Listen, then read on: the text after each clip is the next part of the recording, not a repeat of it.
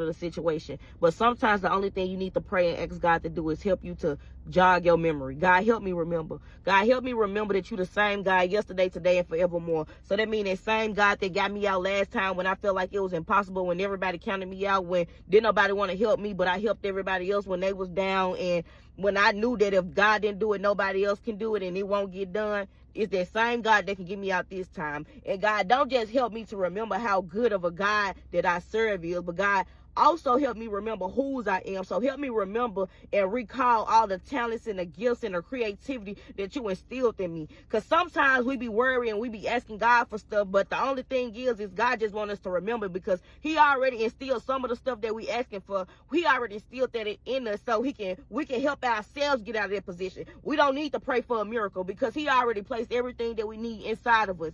Sometimes we get so stuck on our mistakes, so we start thinking from a posture of lack, and we start thinking from a posture of being defeated. So we're not thinking from that victorious mindset that we already won, that God already instilled in us, that we are fearfully and wonderfully made, that everything that we need is inside of us. We don't be thinking with that posture, because we just keep on thinking from all of our mistakes. So take some time to stop thinking from your mistakes and start thinking from every time that you was victorious, every time that you overcame something that you didn't think you had the strength to overcome, all of your wins. And don't let nobody convince you that you being arrogant when you start remembering all the times that you won, because I don't think that anytime you go to apply for a job, you start taking off some of your credentials off of your resume because you don't want to sound cocky and you don't want to sound arrogant. No, you're trying to show them that you got a lot to offer and that you overly qualified for this. So don't let nobody convince you that you're being arrogant when you start remembering to help you gain your confidence back to get out of this position that you feel stuck in. Just let them know that I'm just remembering my credentials. It's not bragging if it's facts. This is not no opinion. This is a track record. This is my track record with God. When I'm in partnership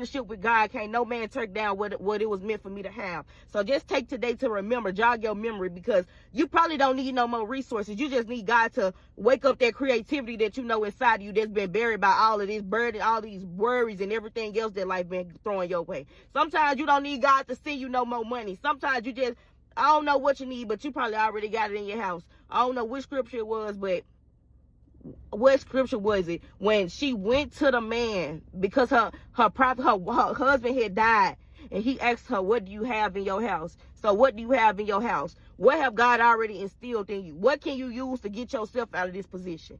Yes, ask God to help you, but what can you do to help yourself?